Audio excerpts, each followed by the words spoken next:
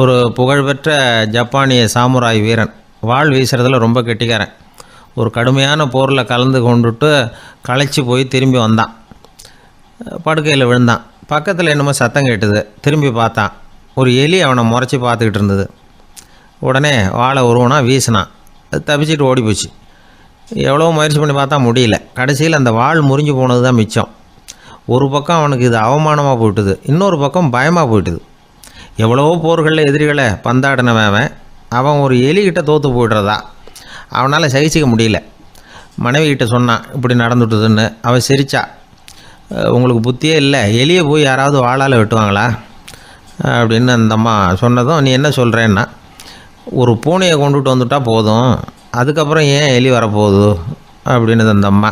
உடனே ஒரு பூனை வந்து சேர்ந்தது. அது சாதாரண பூனை இல்லை, வீர சாகசங்கள்லாம் செஞ்சு பழக்கப்பட்ட பூனை.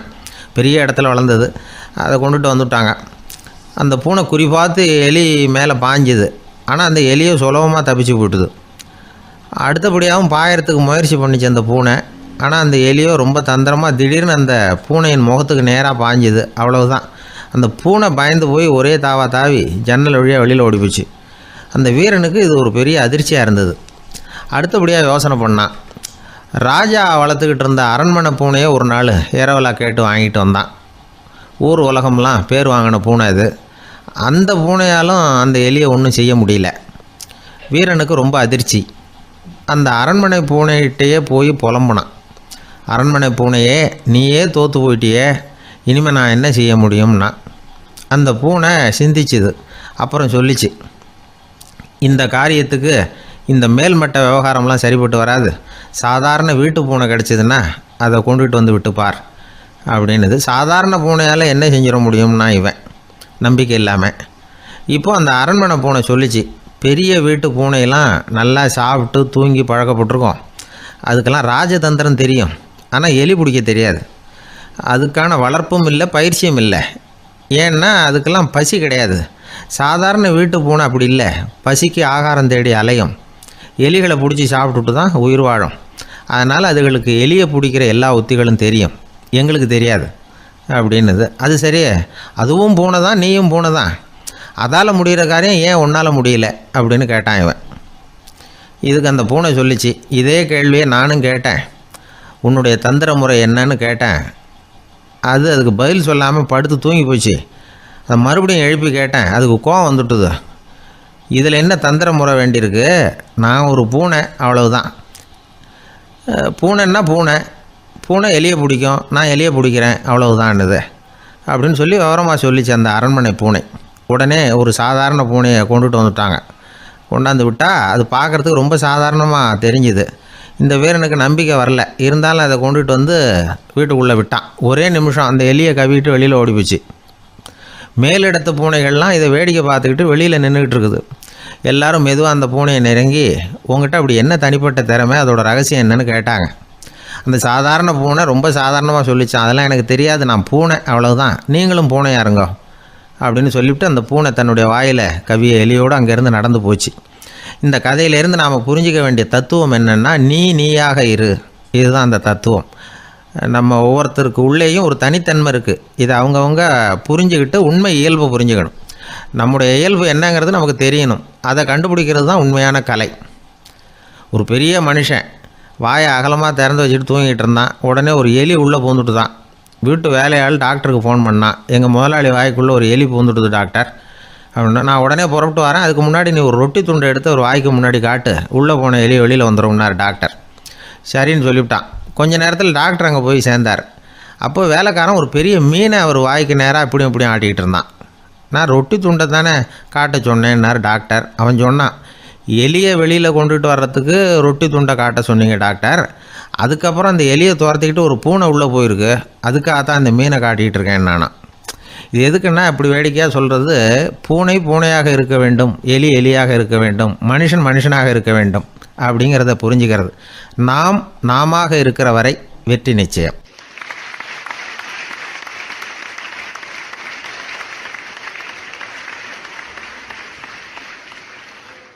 இந்த உலகத்துல அதுக்குன்னு ஒரு குணம் இருக்கு. ஒரு நாய் இருக்கு, அதோட குணம் என்னன்னு நமக்கு தெரியும். ஒரு கழுதை இருக்கு, அதோட குணம் எப்படின்னு நமக்கு தெரியாதா? ஒரு குரங்கு இருக்கு, அது என்ன செய்யும்னு நமக்கு தெரியும். ஆனா மனுஷனோட குணம் என்னங்கிறத நம்ம கரெக்டா சொல்லிட முடியாது. இவன் சில நேரம் நாய் மாதிரி இருப்பான், சில நேரம் குரங்கு மாதிரி நடந்துக்குவான். எந்த நேரத்துல எந்த குணத்துல இருப்பாங்கிறத கண்டுபிடிக்கிறது ரொம்ப கஷ்டம். பேச்சு கொடுத்து பார்த்தாதான் தெரியும். பதில் வர்ற தினச வச்சு, ஓஹோ சார் இப்போ இந்த அவதாரத்துல இருக்காரு, நாம தான் கொஞ்சம் ஜாக்கிரதையா இருக்கணும் அப்படின்னு முடிவு பண்ணிக்கலாம். அது சரி, மனுஷன் ஏன் இப்படி எல்லாம் நடந்துக்கிறான்? ஒரு புராண கதையை கேட்டீங்கன்னா அதுக்கப்புறம் இப்படி கேள்வி எல்லாம் கேட்க மாட்டீங்க. ஆண்டவன் என்ன பண்ணாராம், ஜீவராசிகள் எல்லாம் படைச்சதுக்கு அப்புறம் அது அதுக்குன்னு ஆயுள் காலம் என்னங்கிறத முடிவு பண்ண வேண்டி இருந்துதான். அவரு பார்த்திருக்காரு, எல்லா ஜீவராசிகளையும் சமமாதான் உண்டாக்கி இருக்கிறோம், இதுல ஒவ்வொன்றுக்கும் வயசு வித்தியாசம் என்னத்துக்கு, எல்லாம் ஒரே மாதிரியா இந்த உலகத்துல இருந்துட்டு போட்டுமே அப்படின்னு நினைச்சாரு. அதனால எல்லாத்துக்கும் சராசரியா ஒரு பிளாட் ரேட்டா 30 வருஷம் ஆயுள் காலம்னு முடிவு பண்ணார். இத கேள்விப்பட்ட உடனே ஒரு 4 விதமான ஜீவராசிகளுக்கு மட்டும் இதுல திருப்தி ஏற்படல. கழுத, நாய், குரங்கு, மனுஷன், இந்த 4 பேருக்கும் தான். உடனே பகவான் கிட்ட முறையிட விரும்பினாங்க. அதுக்கு ஒரு வக்கீல் தேவைப்பட்டது. வேற யாரு, நேரா நாரதர் கிட்ட போனாங்க. அவரு இவங்க கேஸ எடுத்துக்கிட்டாரு. இவங்களை கடவுள்கிட்ட அழைச்சிட்டு போய் நிறுத்தினாரு. இதெல்லாம் ஒவ்வொன்னா முறையிட ஆரம்பிச்சது. முதல்ல கழுத முன்னாடி வந்து நின்னது. இத பாருங்க கடவுளை, நானும் நாள் பூரா பொதி சுமந்து காலம் தள்ள போறேன், ரொம்ப கஷ்டப்பட்டு பொதி சுமக்கிற எனக்கு 30 வருஷம் ஆயுங்கிறது ரொம்ப அதிகமா தெரியுது, நினைச்சாவே பயமா இருக்கு, கொஞ்சம் குறைச்சுக்கிட்டா பரவாயில்லன்னுது. பகவான் பார்த்தார், நீ சொல்றது நியாயம்தான். அதோட ஆயுள 18 வருஷமா குறைச்சு விட்டார். அடுத்தபடியா நாய் வந்து நின்னுது. சாமி, என்னோட பொழப்பே நாய் பொழப்பு, எனக்கு என்னத்துக்கு 30 வருஷம், அவ்வளவு நாள் நான் கஷ்டப்படணுமான்னது. அதுவும் சரிதான்னு நினைச்சாரு கடவுள். சரி, உன்னோட ஆயுள 12 வருஷமா குறைச்சு விடுறேன் அப்படின்னு சொல்லி விட்டாரு. நாய் சந்தோஷமா வாழை ஆட்டிக்கிட்டே அங்க இருந்து நவுந்து கூட்டுது. அடுத்தபடியா குரங்கு வந்து நின்னுது. சாமி, என்னோட சேஷ்டைகள் எப்படிங்கிறது உங்களுக்கே நல்லா புரியும், எப்ப பார்த்தாலும் மரத்திலையும் கிளையிலையும் தொங்கிட்டு இருக்க போறேன், எனக்கு என்னத்துக்கு 30 வருஷம்னுது. சாமி பார்த்தாரு. சரின்னு அதையும் 10 வருஷமா குறைச்சு விட்டாரு. குரங்குக்கு ரொம்ப சந்தோஷம், வாழை ஆட்டிக்கிட்டு அங்க இருந்து ஒரே தாவா தாவி வந்துட்டுது. கடைசியா மனுஷன் கடவுள் முன்னாடி போய் நின்னா. ஈஸ்வரா, எனக்கு 30 வருஷம் பத்தாது, நான் இந்த உலகத்துல நிறைய சாப்பிட வேண்டி இருக்கு, நிறைய தூங்க வேண்டி இருக்குது, நிறைய அனுபவிக்க வேண்டி இருக்குது, அதனால என்னோட ஆயுள கொஞ்சம் அதிகப்படுத்தினா தேவையில்லைன்னா. கடவுள் யோசிச்சாரு, ஆயுள் அதிகப்படுத்துறதுன்னா அதுல சில பிரச்சனைகள்லாம் இருக்குது, பூமியில இட பிரச்சனை எல்லாம் வருமே அப்படின்னு கொஞ்சம் தயங்கினார். அதை பார்த்த உடனே மனுஷன் அதுக்கு ஒரு வழியையும் சொன்னான். எதுக்காக யோசிச்சுக்கிட்டு இருக்கிறீங்க, கழுதையில குறைச்ச 12 வருஷம், நாயில குறைச்ச 18 வருஷம், குரங்குல குறைச்ச 20 வருஷம், இது எல்லாத்தையும் சேர்த்து என்கிட்ட கொடுத்துட்டீங்கன்னா போதுமே, உங்களுக்கும் கணக்கு உதைக்காது, டேலி ஆயிடுமேன்னா. சரி, அப்படியே ஆகட்டும் அப்படின்னு சொல்லிவிட்டார் கடவுள். அதோட பலன் என்னங்கிறது இப்பதான் புரியுது. ஏற்கனவே அப்படி முடிவானதுனாலதான் இன்னைக்கு மனுஷன் 30 வருஷம் வரைக்கும் சந்தோஷமா இருக்கிறான். இது அவனுக்குன்னு விதிக்கப்பட்ட ஆயுள். அடுத்த 12 வருஷம் கழுத கிட்ட வாங்கினது, அதுதான் கழுத மாதிரி குடும்ப பாரத்தை சுமக்கிறான். அடுத்த 18 வருஷம் நாய் கிட்ட வாங்கினது, அதுதான் அந்த சமயத்துல சொத்து சேர்க்கறதுக்காக, இல்லைன்னா சேர்த்த சொத்தை காப்பாத்துறதுக்காக நாய் மாதிரி அலையிறான், இல்லைன்னா காவல் காக்குறான். அடுத்த 20 வருஷம் குரங்கு கிட்ட வாங்கினது, வயசாகி மரியாதை போய் யாரு என்ன சொன்னாலும் அவங்க சொல்றபடி ஆட வேண்டிய நிலைமை. அன்னைக்கு வாங்கின ஆயுள் கடன் இன்னைக்கு ஆயுள் பூரா மனுஷனை என்ன பாடுபடுத்திட்டு இருக்கு பாத்தீங்களா. ஒரு வாரத்துக்கு முன்னாடி என் நண்பர் ஒருத்தரை மவுண்ட் ரோடு பக்கத்துல பார்த்தேன். என்ன சார், கொஞ்ச நாள் ஆபீஸ் பக்கமே உங்களை பார்க்க முடியல அப்படின்னு. அவரு கொஞ்சம் எரிச்சலோட என்ன முறைச்சு பார்த்துட்டு சொன்னார், வீடு ஒண்ணு கட்டணும்னு ஆரம்பிச்சேன், அப்ரூவலுக்காக நாய் மாதிரி அலைஞ்சுக்கிட்டு இருக்கிறேன், அப்புறம் எப்படி ஆபீஸுக்கு வர்றது அப்படின்னு சொல்லிவிட்டு வேகமா ஓடுனார். இதுக்கு என்ன அர்த்தம், அவரு அந்த 3வது ஸ்டேஜ்ல இருக்காருன்னு அர்த்தம்.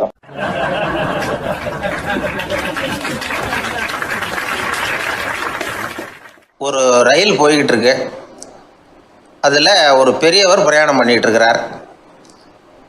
எதிரில் ஒரு பெரிய அதிகாரி, ஐஏஎஸ் ஆஃபீஸர் உட்காந்துருக்கிறார். 2 பேருக்கும் முன்ன பின்ன அறிமுகம் இல்லை. அவர் வேற யாரோ, இவர் வேற யாரோ. ஒரே ரயிலில் பிரயாணம் பண்ணிகிட்டு இருக்கிறாங்க. அதுவும் எதிர்த்த இருக்கையில். ஏதோ ஒரு நகரத்தில் வண்டி நின்றுது. 2 பேரும் கீழே இறங்கினாங்க. பெரியவர் ஒரு ட்ரங்கு பெட்டியோட கீழே இறங்கினார். அந்த அதிகாரி கையில் ஒரு சின்ன பெட்டி. அவர் அந்த சின்ன பெட்டியை கீழே வச்சுட்டு கூலி கூலின்னு கத்திக்கிட்டு இருந்தார். இந்த பெரியவர் பார்த்தார். ஐயா, இந்த பெட்டி மட்டும்தானா, இல்லை இன்னும் ஏதாவது இருக்குதா அப்படின்னு விசாரித்தார். இப்போ அதிகாரி சொன்னார், இல்லைங்க இது மட்டும்தான் அப்படின்னு சொன்னார். இதுக்கு என்னத்துக்காக கூலி ஆள், நானே எடுத்துக்கிட்டு வரேனே, வாங்க அப்படின்னு சொல்லி அந்த பெட்டியை இந்த பெரியவர் கையில் எடுத்துக்கிட்டார். எடுத்ததும் 2 பேரும் பேசிக்கிட்டே நடந்து வராங்க. இப்போ பெரியவர் சொன்னார், இப்போ உள்ள நாகரிகம் எப்படி இருக்குன்னா, சுமை கால் பணம், சுமக்கூலி முக்கால் பணம் அப்படிங்கிற மாதிரி இருக்குது. பணத்தை வீணாக்கிறதோட இது கௌரவம்னு வேற நினைக்கிறாங்க அப்படின்னார். அவர் சொல்கிறது சரிதான். 10 ரூபாய் மதிப்புள்ள ஒரு சுமையை 30 ரூபா கொடுத்து தூக்கிட்டு போவோம். நாமே அதை தூக்குனா நமக்கு கௌரவ குறைச்சல் அப்படின்னு நினைப்போம். இதுதான் நம்ம நிலைமை. ஆனால் அந்த பெரியவர் என்ன சொன்னார் தெரியுமா? நீங்கள் எங்கே போகணுமோ அது வரைக்கும் நானே இதை எடுத்துகிட்டு வரேன் அப்படின்னார். அந்த அதிகாரி பக்கத்தில் உள்ள ஒரு ஹோட்டல் வரைக்கும் போனார். பெரியவரும் அங்கே கொண்டுட்டு போய் பெட்டியை வச்சார். உடனே அந்த பெரிய அதிகாரி அவருக்கு பணம் கொடுக்கறதுக்காக பர்ஸை எடுத்தார். உடனே இவர், ஐயா எனக்கு கூலி எதுவும் வேணாம், உங்களுக்கு சேவை செய்கிறது என்னுடைய கடமை. நான் இந்த சேவையை செய்தது பணத்துக்காக இல்லை, அன்புக்காக அப்படின்னு சொல்லிவிட்டார். அதுக்கப்புறம் அவர் நன்றின்னார். 2 பேரும் பிரிஞ்சுட்டாங்க. இது முடிஞ்சது. அன்னைக்கு சாயந்தரம் அங்கே ஒரு பெரிய கூட்டம் நடக்குது. இந்த அதிகாரியும் அந்த கூட்டத்துக்கு போகிறார். மக்கள் கூட்டம் ரொம்ப அதிகம். அதனால் இந்த அதிகாரியும் ஒரு ஓரமாக உட்காந்துக்கிட்டார். அப்புறம் கொஞ்ச நேரத்தில் இந்த முக்கிய விருந்தினர் பேசுகிறதுக்காக வரார் மேடைக்கு. மேடையில் இருந்த பெரியவங்கள்லாம் எழுந்திரிச்சு நின்று அவருக்கு மாலை போட்டு மரியாதை செய்கிறாங்க. எங்கேயோ ஒரு மூலையில் உட்காந்துருந்தார் அதிகாரி. அவர் இதை கவனித்தார். அவருக்கு ரொம்ப ஆச்சரியம், அதிர்ச்சி. ஏன்னா அங்கே பேச வந்த முக்கிய விருந்தினர் வேற யாரும் இல்லை, இன்னைக்கு காலையில் இவர் பெட்டியை தூக்கிட்டு வந்தார் பெரியவர், அவர் தான். சரி, அந்த பெரியவர் யார் தெரியுமா? அவர் தான் ஈஸ்வர சந்திர வித்யாசாகர். கூட்டம் முடிஞ்சது. அதிகாரி அவரை தேடி ஓடினார். அவர் கைகளை பிடிச்சிக்கிட்டார். ஐயா என்னை மன்னிச்சுடுங்க அப்படின்னாரு. அப்புறம் சொன்னார், அகங்காரங்கிற கெட்ட புத்தி தான் உண்மையை கண்கள்ல இருந்து மறைக்குது. அகங்காரம் தான் மனுஷனை அழிக்குது. நீங்கள் ரொம்ப பெரிய மனிதர், இருந்தாலும் மனிதத்தன்மையோடு நடந்துக்கிறீங்க. இந்த அன்பு, தயவு, பொறுமை இதெல்லாம் இல்லைன்னா மனிதனாக இருக்கிறதுல என்ன பிரயோஜனம் அப்படின்னு சொல்லிவிட்டு அந்த அதிகாரி போனாராம். மனிதத்தன்மைன்னா என்ன அப்படிங்கிற கேள்விக்கு இந்த பெரியவர் ஒரு உதாரணம். இப்பெல்லாம் அப்படியா இருக்கிறாங்க? ஒரு பெரியவர் ஒரு பெட்டியை தூக்கிட்டு வந்துக்கிட்டு இருக்கிறார். ஒரு இளைஞன் ஓடி வந்தான். கொடுங்க சார், நான் தூக்கிட்டு வரேன்னா. கொடுத்தார். வாங்கி தலையில் வச்சுக்கிட்டான். அப்புறம் சொன்னான், அடுத்தவங்க சிரமப்படக்கூடாதுங்கிறது என்னுடைய கொள்கை அப்படின்னா. அது நல்லது தான்னார் அவர். கடைசியில் பெட்டியை கொடுத்தான். வாங்கிக்கிட்டு பர்ஸை திறந்தார் பணம் கொடுக்கறதுக்காக. வேணாங்க அப்படின்னு விட்டான் அந்த இளைஞன். ஏன்னார்? நான் சொன்னேன் அடுத்தவங்க சிரமப்படக்கூடாதுங்கிறது என்னுடைய கொள்கைன்னு. அதனால் உங்களுக்கு சிரமம் கொடுக்கக்கூடாதுங்கிறதுக்காக வரும்பொழுது நானே உங்கள் பர்ஸை எடுத்து வேணுங்கிற பணத்தை எடுத்துக்கிட்டு திருப்பி உங்கள் பாக்கெட்லேயே போட்டுட்டேன் அப்படின்னா. இப்படி இருக்குது இந்த காலம். அதனால் வாழ்க்கையில் அன்பு, தயவு, பொறுமை இதெல்லாம் ரொம்ப அவசியம் அப்படிங்கிறத நாம் புரிஞ்சுக்கணும்.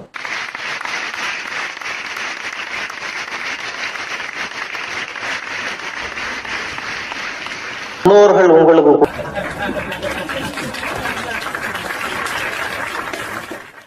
ஊரில் ஒரு சிற்பி இருந்தார்.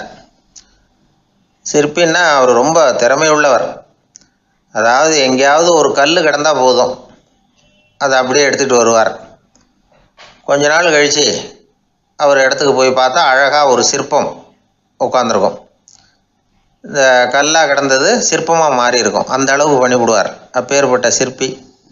எப்படிங்க அவ்வளவு மோசமான ஒரு கல்லில் இருந்து இவ்வளவு அழகாக ஒரு சிற்பத்தை உங்களால் வடிக்க முடிஞ்சுது அப்படின்னு கேட்டால், அது ஒன்றும் பெரிய விஷயம் இல்லைங்க. இந்த சிற்பம் ஏற்கனவே அந்த கல்லுக்குள்ளே இருந்தது. இதை சுற்றி இருக்கிற வேண்டாத பகுதிகளெல்லாம் உளியால் கொத்தி எடுத்துவிட்டேன், அவ்வளவுதான் என் வேலை. உடனே உள்ளே இருந்த இது வெளியில் வந்துட்டுது அப்படிம்பார். அந்த அளவுக்கு திறமைசாலி. ஒரு சின்ன பாறை இல்லைன்னா கருங்கல்ல பார்த்துட்டாருன்னா போகிறோம், விடமாட்டார். அந்த கல்லோட அமைப்பை கவனித்து பார்த்துட்டு இதுக்குள்ளே ஒரு வீரன் ஒளிஞ்சிருக்காம்பார். அவர் கண்ணுக்கு தெரியும். இந்த கல்லுக்குள்ளே ஒரு துறவி உட்காந்துருக்காரும்பார். நமக்கெல்லாம் வெறும் கல்லாக தான் தெரியும். இந்த கல்லுக்குள்ளே ஒரு நடன மங்கை நடனம் ஆடிக்கிட்டு இருக்கா அப்படிம்பார். உடனே அந்த கல்லை கொண்டுகிட்டு வருவார். அவர் சொன்னது மாதிரியே உள்ளே இருக்கிற அவங்களையெல்லாம் வெளியில் கொண்டுகிட்டு வந்துடுவார். அதாவது வேண்டாத பகுதிகளெல்லாம் கொத்தி எடுத்துருவார். அவர் மொழியில் சொல்லப்போனால், இந்த சிற்பிக்கு ரொம்ப நாளாக மனசுக்குள்ளே ஒரு ஆசை. அதாவது உண்மை, தூய்மை, இதுக்கு உதாரணமாக இருக்கக்கூடிய புத்தர் சிலையை வடிக்கணும் அப்படிங்கிறது அவரோட ஆசை. ஆனால் அந்த ஆசை நிறைவேறாமலே இருந்துக்கிட்டு வந்தது. அதுக்கு என்ன காரணம்னா, அதுக்கு தகுந்த மாதிரி ஒரு கல் கிடைக்கல. கல் கிடைச்சா அதை செஞ்சுருவார். ரொம்ப காலமாக அங்கே இங்கே தேடி அலைஞ்சார். இந்த புத்தர் சிலை வடிக்கிறதுக்கு பொருத்தமாக ஒரு கல் கிடைக்குமா அப்படின்னு சொல்லி கண்ணில் படுற கல்லையெல்லாம் உத்து உத்து பார்ப்பார். உள்ளே புத்தர் இருக்காரான்னு கவனிப்பார். இருக்கிற மாதிரி எதுவும் தெரியல அவர் கண்ணுக்கு. சரி, இதுக்கு என்ன செய்யலாம்னு யோசனை பண்ணார். நேராக ஒரு புத்த மடாலயத்துக்கு போனார். அங்கே இருக்கிற ஒரு புத்த துறவியை சந்தித்தார். அவர்கிட்ட விசாரித்தார், சுவாமி, புத்தரின் தூய்மை ஒளிஞ்சிருக்கிற அந்த கல் எங்கே கிடைக்கும் அப்படின்னார். அந்த கல் இருக்கிற இடம் எதுன்னு இன்னமும் உங்களுக்கு தெரியலையா அப்படின்னு கேட்டார் துறவி. இல்லைங்க, அதுக்காகத்தான் அலைஞ்சிக்கிட்டு இருக்கிறேன் அப்படின்னார் இவர். சரி, கவலைப்படாதீங்க, என் கூட வாங்க காட்டுறேன் அப்படின்னு அழைச்சிட்டு போனார். எங்கே போனார்னா, அந்த மடாலயத்தின் பின்பக்கம் போனாங்க. 2 பேரும் போனாங்க. அங்கே போய் பார்த்தா அங்கே ஒரு கிணறு இருந்தது. என்ன அது, நாம் கேட்டது கல், இவர் அழைச்சிட்டு வந்து காட்டுறது கிணறு அப்படின்னு இவருக்கு சந்தேகம். ஒரு மாதிரியாக பார்த்தார். அவர் சொன்னார், துறவி எட்டி பாருங்க உள்ள அப்படின்னாரு. கிணறுக்குள்ளே என்ன இருக்கும்னு இவருக்கு தெரியாதா, இருந்தாலும் அவர் சொல்கிறாரு அப்படின்னு சொல்லி எட்டி பார்த்தார். பார்த்தா அதில் தண்ணி இருந்தது. அந்த தண்ணியில் தன்னோட உருவம் தெரிஞ்சுது. இப்போ அந்த புத்த ஞானி சொன்னார், துறவியாரே, புத்தரை நாம தான் ஒழிச்சு வச்சிருக்கிறோம், நமக்குள்ளே தான் அவர் மறைஞ்சிருக்கிறார். அவரை அடையாளம் தெரியாதபடி மூடி இருக்கிறது எது தெரியுமா? நம்மக்கிட்ட இருக்கிற கோபம், போலித்தனம், பதட்டம், ஆசை, இதெல்லாம் தான். அறிவு அப்படிங்கிற ஒளியால் அதையெல்லாம் செதுக்கி எடுத்துட்டோம்னா அந்த அழகான புத்தர் வெளியில் வந்துடுவார் அப்படின்னு சொன்னார் துறவி. அதனால் நமக்குள்ளே இருக்கிற நம்மளை நமக்கே அடையாளம் தெரியல அப்படிங்கிறது தான் உண்மை. அந்த உண்மையான மனிதன் உள்ளே இருக்கிறான். இவர் கல்லை பார்த்துட்டு உள்ளே யார் இருக்காங்கிறது அவருக்கு தெரிஞ்சுது சிற்பிக்கு. ஆனால் உண்மையான புத்தர் எங்கே இருக்காருங்கிறத அவரால் அடையாளம் கண்டுபிடிக்க முடியல. அப்படி தான் பல பேர் இன்றைக்கி இருந்துக்கிட்டு இருக்கிறோம். ஒரு அப்பா தன்னுடைய பிள்ளைக்கு புத்தி சொன்னார், அதோ பாருப்பா, மனசு தான் கல், அறிவு தான் உளி. உன்னுடைய மனசுங்கிற கல்லை அறிவுங்கிற ஒளியால் செதுக்கி அழகான மனிதனாக நீ வெளியில் வரணும்னார். அதுக்காக தான்ப்பா தேடிகிட்டு இருக்கேன்னா அவன். மனசுங்கிற கல்லை தேடிக்கிட்டு இருக்கிறியா அப்படின்னு கேட்டார். இல்லைப்பா, அறிவுங்கிற ஒளி எங்கே இருக்குன்னு தெரியல எனக்கு, அதை தான் தேடிக்கிட்டு இருக்கிறேன் அப்படின்னு நானா. அதனால் அறிவை தேடிக்கிட்டு இருக்கிறவன் என்னைக்கு உண்மையை கண்டுபிடிக்க போகிறான், அதையே கண்டுபிடிக்க முடியலைங்கும் பொழுது. அதனால் நாம் யார் அப்படிங்கிறது நமக்கு அடையாளம் தெரியணும். அந்த அடையாளம் தெரிஞ்சுட்டா வாழ்க்கையில் வெற்றி நிச்சயம்.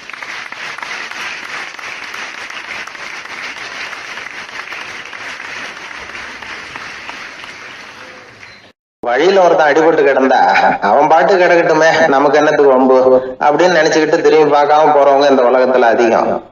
மனுஷனுக்கு மனுஷன் உதவணும், இறைவன் விரும்புறது இதைத்தான் அப்படின்னு இயேசுநாதரே சொல்றாரு.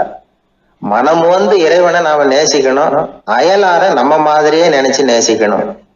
சரி, என்னுடைய அயலான் யார்? இதை விளக்கறதுக்கு இயேசுநாதர் ஒரு கதையை சொன்னார். ஒருத்தன் ஜெருசலத்தில இருந்து ஜெரிகோவுக்கு போய்கிட்டு இருந்தான். வழியில திருடர்கள் பார்த்தாங்க, அவனை அடிச்சு போட்டுட்டு இருக்கிறதெல்லாம் எடுத்துக்கிட்டு போட்டாங்க.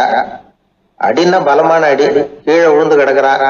யாராவது உதவி செய்யலைன்னா அவன் பிழைக்கிறது கஷ்டம். அந்த சமயத்துல ஒரு யூத குரு அந்த வழியா வந்தாரு. வழியில இவன் கிடக்கிறத பார்த்தாரு, ஒண்ணும் பண்ணல, அவர் பாட்டுக்கு போயிட்டாரு. அடுத்தாப்புல லேவியன் ஒருத்தன் அந்த வழியா வந்தான், அவனும் ஒண்ணும் பண்ணல, அவன் பாட்டுக்கு போயிட்டான். இவங்க ரெண்டு பேருமே ஜெருசலத்துல இருந்து அங்க கோயில்ல செய்ய வேண்டிய பணிகளை முடிச்சுட்டு ஜெரிகோவுக்கு போயிட்டு இருக்கிறவங்க.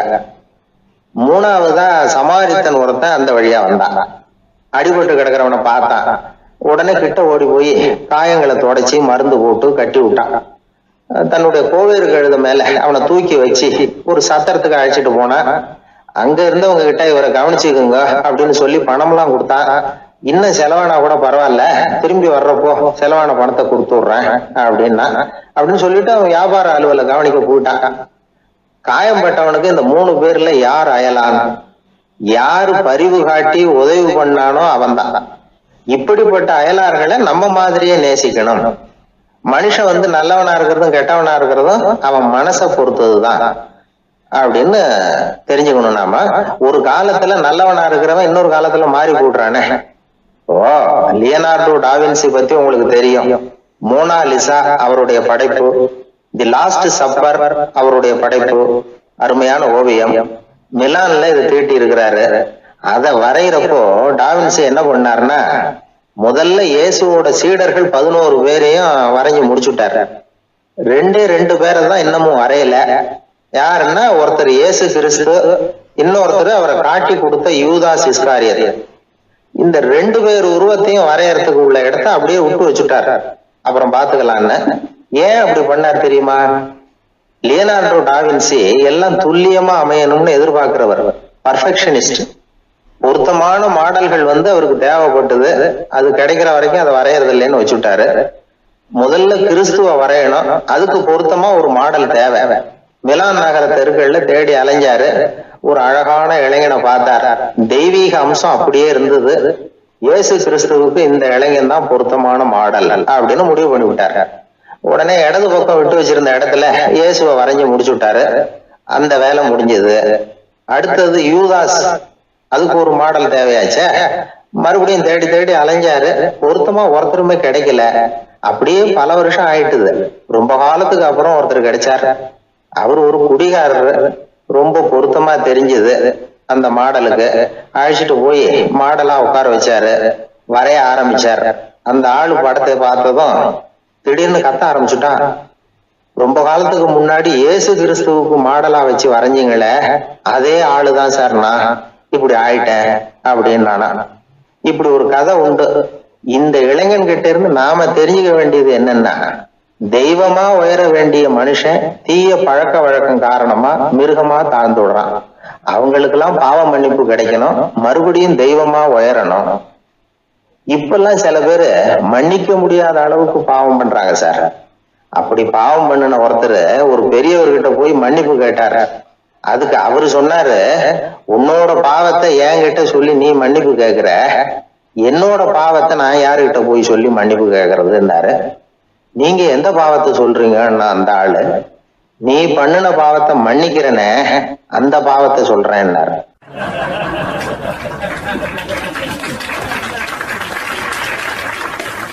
சீடன் வெளியூர் புறப்படுறதுக்கு தயாரா இருந்தான். ரொம்ப தூரம் போக போறான், திரும்பி வர நாளாகும். புறப்படுறதுக்கான ஆயத்த வேலைகள்ல ஈடுபட்டிருந்தான். அந்த சமயம் பார்த்து இன்னொரு சீடன் அவங்கிட்ட வந்தான். நம்ம குரு உன்னை அழைச்சிட்டு வர சொன்னார், வா அப்படின்னு கூப்பிட்டான்.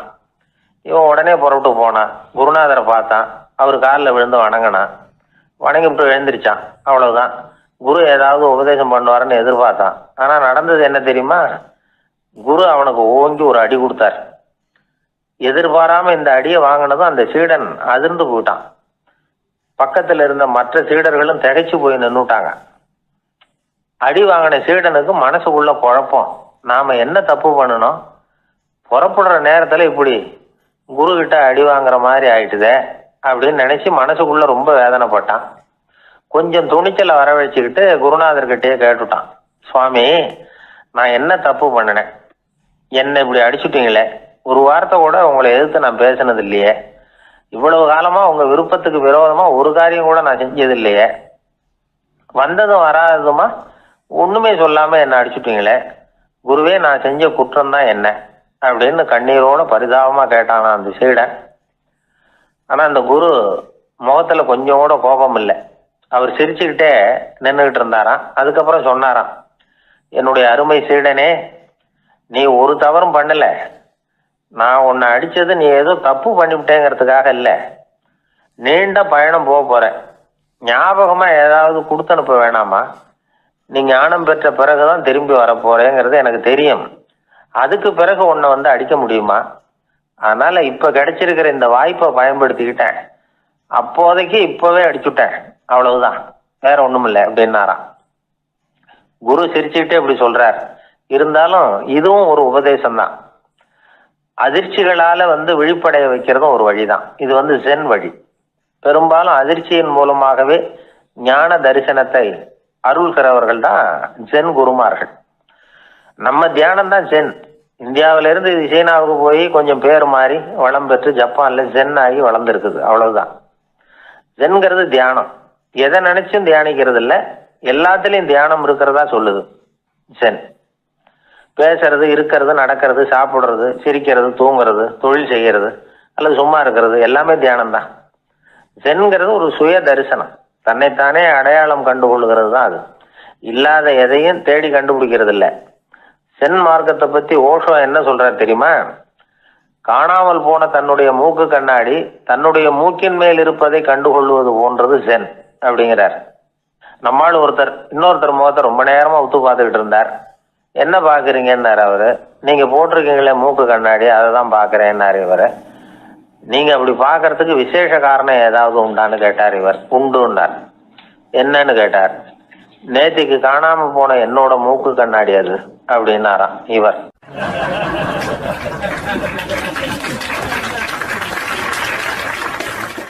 ஒரே ஒரு ஊர்ல ஒரு ராஜா இருந்தார், ரொம்ப நல்லவர். ஒரு நாள் அரண்மனையில விசாரணை நடந்துகிட்டு இருக்குது. அதுல ஒரு வழக்கு. ஒரு விவசாயி வந்து புகார் கொடுக்குறார். என்ன புகார்னா, அவர் வயல்ல ஆடுகள் வந்து மேய்ஞ்சி பயிரை அழிச்சுட்டுது. நிறைய உழைச்சி செலவு பண்ணி பயிரை உண்டாக்கி வச்சிருந்தேன், எல்லாம் போயிட்டுது. இனிமேல் நான் என்ன செய்யறது? நீங்கள் தான் சரியான தீர்ப்பு வழங்கணும் அப்படின்னார் அந்த விவசாயி. அந்த ஆடுகளுக்கு சொந்தக்காரர் யாருன்னு கண்டுபிடிச்சி அரண்மனைக்கு அழைச்சிட்டு வாங்கன்னு உத்தரவு போட்டார் ராஜா. சேவகர்கள் போனாங்க, ஆளை கண்டுபிடிச்சாங்க, கூப்பிட்டுக்கிட்டு அரண்மனைக்கு வந்துட்டாங்க. ராஜா விசாரணை பண்ணார். அப்புறம் விசாரித்து முடிச்சுவிட்டு தீர்ப்பு வழங்கினார். இந்த விவசாயி அடைந்திருக்கிற இழப்புக்கு ஈடாக உன்னுடைய ஆடுகளை அவங்ககிட்ட கொடுத்துட வேண்டியது அப்படின்னு சொல்லிவிட்டார். உன்கிட்ட இருக்கிற ஆடு பூரா அவன்கிட்ட கொடுத்துரு, அந்த ஆட்டுனால் ஏற்பட்ட இழப்பு சரியாக போகட்டும் அப்படின்னு தீர்ப்பு வழங்கிட்டார். அந்த மன்னருடைய மகன் இதை பார்த்துக்கிட்டே உட்காந்துருந்தான். இந்த தீர்ப்பை இன்னும் கூட சிறப்பாக வழங்கலாமே அப்படின்னு நினச்சான். அப்பாக்கிட்ட சொன்னான். உடனே அந்த அரசர், சரி நீயே இதுக்கு சரியான தீர்ப்பு சொல்லு அப்படின்னார். அந்த இளவரசன் தீர்ப்பு சொல்கிறான். அவன் சொன்ன தீர்ப்பு என்னன்னா, உங்ககிட்ட இருக்கிற ஆடுகள் எல்லாத்தையும் ஒரு வருஷ காலத்துக்கு அந்த விவசாயிகிட்ட ஒப்படைச்சிட வேண்டியது.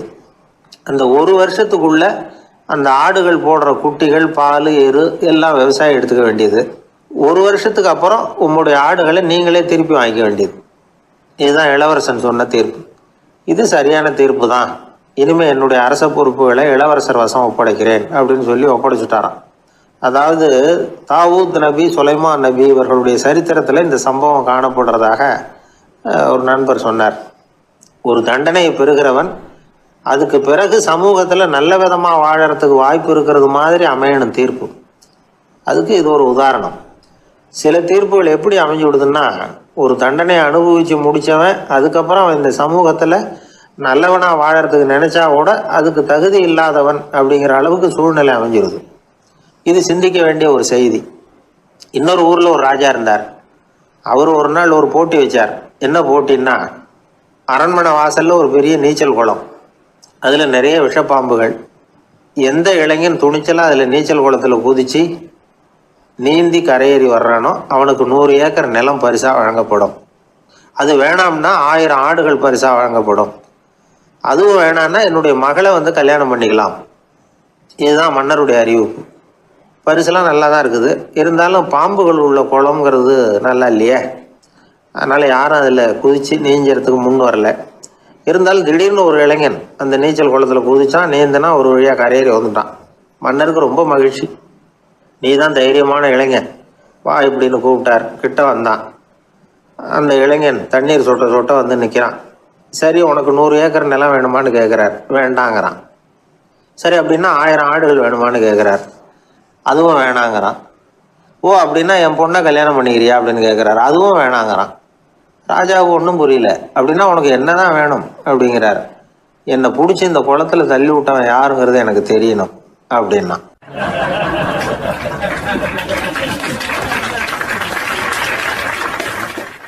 வாழ்க்கையில வெற்றி பெற என்ன வழி? இது ஒரு முக்கியமான கேள்வி. இதுக்கு எல்லாரும் பொதுவாக சொல்ற ஒரு பதில், உழைச்சா வெற்றி பெறலாம் அப்படிங்கிறது தான். வாழ்க்கையில வெற்றி பெற உழைப்பு மட்டும் இருந்தா போதாது, நேர்மையும் வேணும் அப்படிங்கிறார் பால் ஹாஃப்மேன். இவர் யார் தெரியுமா? இவர் ஒரு பெரிய பொருளாதார நிபுணர். 2வது உலகப் போர் முடிஞ்ச சமயம் அப்போ இவர் அமெரிக்காவின் நிதி ஆலோசகராக இருந்தார். தன்னுடைய வாழ்க்கையில நடந்த பழைய நிகழ்ச்சி ஒன்று அவர் சொன்னார். இளம் வயசுல படிச்சு முடிச்சதும் அவர் வேலை தேடிக்கிட்டு இருந்தாராம். அப்போ ஒரு கால்நடை வைத்தியர்கிட்ட போய் வேலை கேட்டிருக்கார்.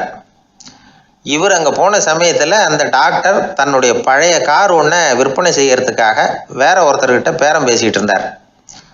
வாங்க வந்தவர் இவர்கிட்ட அந்த காரை பற்றின விவரம்லாம் கேட்டுக்கிட்டு இருந்தார். கார் நல்ல நிலைமையில் இருக்குமா அப்படிங்கிற கவலை அவருக்கு.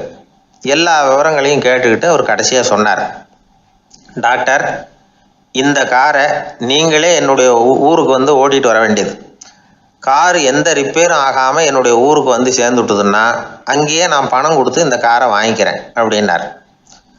நம்ம கார் அவ்வளோ தூரத்துக்கு வழியில் எந்த கோளாறும் இல்லாமல் போய் சேருமா அப்படிங்கிற சந்தேகம் டாக்டருக்கு. அவர் என்ன செஞ்சார் தெரியுமா? தன்கிட்ட வேலை கேட்டு வந்திருந்த இளைஞர் பால் ஹாஃப்மேனை கூப்பிட்டார். அவர்கிட்ட சொன்னார், இதை பாருப்பா, இந்த காரை நீ அவருடைய ஊர் வரைக்கும் நல்லபடியாக ஓட்டிகிட்டு போய் சேர்த்துட்டீன்னா உனக்கு நான் வேலை கொடுத்து விட்றேன். அது மட்டும் இல்லை, காரு விற்கிற தொகையில் கமிஷனும் கொடுக்குறேன், என்ன சம்மதமா அப்படின்னு கேட்டார். ஹாஃப்மேன் யோசனை பண்ணார். அதுக்கப்புறம் சரின்னு சொல்லி சம்மதிச்சார். கொஞ்ச நேரத்தில் அவரும் கார் வாங்க வந்தவரும் புறப்பட்டாங்க. இவர் ரொம்ப சிரமப்பட்டு வழியில் எங்கேயும் நிறுத்தாமல் காரை ரொம்ப சாமர்த்தியமாக ஓட்டிகிட்டு போய் சேர்த்துட்டார். இவரை அழைச்சிக்கிட்டு வீட்டுக்குள்ளே போனார். அப்புறம் கேட்டார், இதை பாருப்பா, இப்போ சொல்லு, இந்த காரோட நிலைமை இப்போ எப்படி இருக்குது? உண்மையிலேயே இது நல்ல நிலைமையில் இருக்குதா? உன்னுடைய மனசாட்சிப்படி பதில் சொல் அப்படின்னார். இவரும் உடனே காரு நல்ல நிலைமையில தான் இருக்குது அப்படின்னு சொல்கிறதுக்கு வாயை திறந்தார். அதுக்குள்ள பார்வை எதிரில் உள்ள சுவர் மேலே பட்டுது. அங்கே இயேசுநாதர் படம் ஒன்று மாட்டியிருந்தாங்க. அதுக்கு அடியில் எழுதியிருந்த வாசகம் என்னன்னா, நீ பேசும் ஒவ்வொரு வார்த்தையையும் இயேசு கவனித்து கொண்டிருக்கிறார் அப்படின்னு இருந்தது. அந்த வரிகளை பார்த்தார். உடனே காரு சரியில்லை அப்படிங்கிற உண்மையை சொல்லிவிட்டார். இவர் இப்படி சொன்னதும் இவரை ரொம்ப ஆச்சரியமாக பார்த்தார். இவர்கிட்ட இருந்த நேர்மை அவரை சிந்திக்க வச்சது. உன்னுடைய நேர்மையை பாராட்டுறேன், உனக்கு கமிஷன் கிடைக்கணுங்கிறதுக்காகவே நான் இந்த காரை வாங்கிக்கிறேன்னார். இப்போ அவர் திகைச்சு போய் நின்னார்.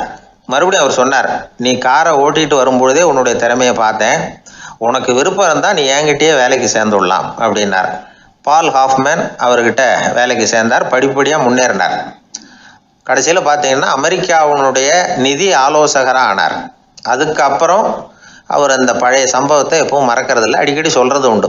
அதனால் இதிலேருந்து நாம் தெரிஞ்சுக்க வேண்டியது என்னென்னா, வாழ்க்கையில் முன்னுக்கு வரணும்னா உழைப்பு மட்டும் போதாது, நேர்மையும் வேணும். ஆனால் இந்த காலத்தில் சிலருடைய நேர்மை நமக்கு ஆச்சரியமாக கூட இருக்கும். ஒருத்தர் புஸ்தக கடை வச்சுருந்தார். ரொம்ப நேரமாக தேடி ஒரு புத்தகத்தை கையில் எடுத்தார். அதுக்கு பில் போட சொன்னார். அந்த புத்தக கடைக்கு வந்த இன்னொருத்தர் பில் போடுறவர், சார், இந்த புத்தகம் மகா அறுவை, மகா மட்டம், இது வேணாம், உங்களுக்கு வேற ஏதாவது ஒன்று பாருங்கன்னார். புத்தக கடை வச்சிருக்கிறவரே இப்படி சொன்னார். வாங்க வந்தவர் இவர் ஆச்சரியமாக பார்த்தார். உங்கள் நேர்மையை பாராட்டுறேன், அது சரி, இந்த புத்தகத்தை ஏற்கனவே நீங்கள் படித்து பார்த்துட்டீங்களான்னு கேட்டார். அதை படித்து வேற பார்க்கணுமான்னார். அப்புறம் எப்படி இது மகாமட்டம்னு சொல்கிறீங்க அப்படின்னார். அதை எழுதினவனே நான் தான் சார் அப்படின்னார் அவர். இது ஒரு விதமான நேர்மையை ஒத்துக்கிறது. எப்படி இருந்தாலும் வாழ்க்கையில் உழைப்பும் நேர்மையும் உயர்வதற்கு வழிகள். உழைப்பை விட நேர்மை முக்கியம் அப்படிங்கிறத புரிந்து கொண்டால் வாழ்க்கையில் வெற்றி நிச்சயம்.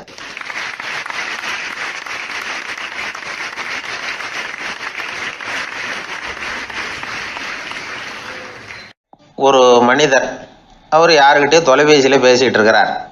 கொஞ்சம் தூரத்தில் நாம் நிற்கிறோம். எட்டத்தில் இருந்துக்கிட்டு அவரை கவனிக்கிறோம். அவர் ஃபோனில் பேசுகிறத. அவர் பேசுகிற வார்த்தைகள் என்ன அப்படிங்கிறது நம்ம காதில் விழலை. ஆனாலும் அவர் பேசிக்கிட்டு இருக்கிறது நல்ல செய்தியா கெட்ட செய்தியா அப்படிங்கிறத நம்மளால் யூகிக்க முடியும். மகிழ்ச்சியான செய்தியை பேசும்போது முகம் மலருது, புன்னகை பூக்குது. இதில் ஒன்று நீங்கள் கவனிக்கணும்.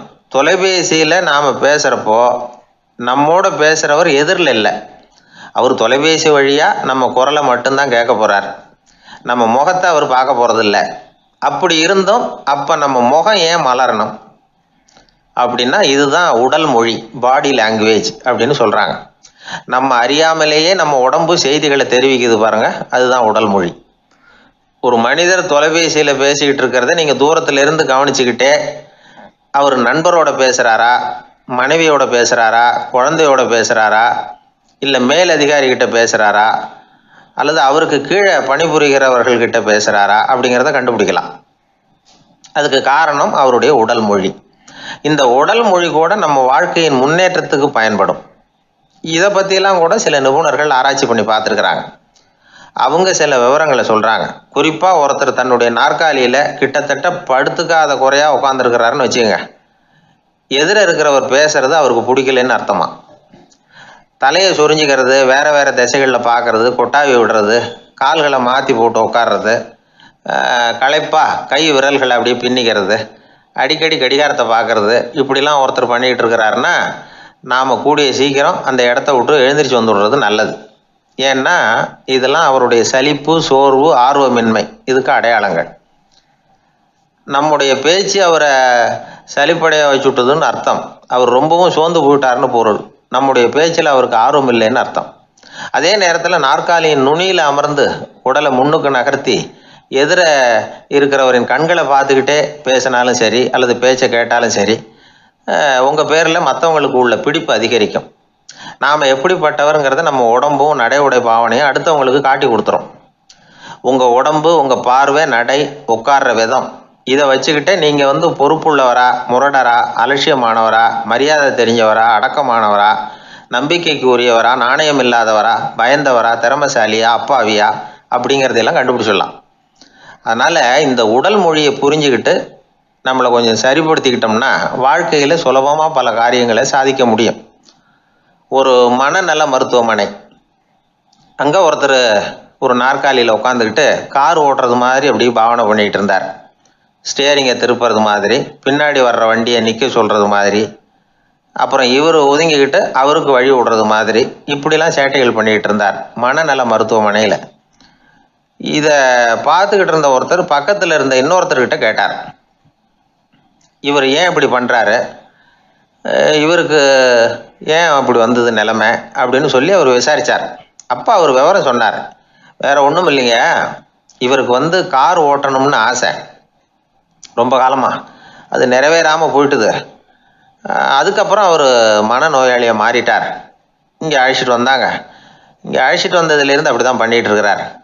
அவர் கார் ஓட்டுறது மாதிரிலாம் பாவனை பண்ணிகிட்டு இருப்பார், திருப்புறது மாதிரி பண்ணுவார், பின்னாடி வர்றவங்களுக்கு இடம் விடுவார், இப்படிலாம் செய்கிறார் அப்படின்னு விவரம் சொன்னாங்க. நீங்கள் சொல்லப்படாதா, இப்போ நீங்கள் கார் ஓட்டல, வெறும் நாற்காலியில் தான் உட்காந்துருக்குறீங்க அப்படின்னு நீங்கள் சொல்லப்படாதா அவருக்கு அப்படின்னு கேட்டாங்க. அது முடியாதுங்க, ஏன்னா அந்த காரை கழுவுறதுக்காக அவர் தினமும் எனக்கு 10 ரூபா கொடுத்துக்கிட்டு இருக்கிறார் அப்படின்னாராம் அங்கே வேலை செஞ்சுக்கிட்டு இருந்த ஒருத்தர். அதனால் வாழ்க்கையில் நாம் இந்த உடல் மொழியை புரிஞ்சுக்கணும். உடல் மொழிங்கிறது இப்போ ஆரம்பத்தில் சொன்னது மாதிரி அந்த தொலைபேசியில் பேசுகிறவங்கள தூரத்திலேருந்து பார்த்தாவே அவர் யாருக்கிட்ட பேசுகிறார், என்ன பேசுகிறாருன்னு தெரியும்.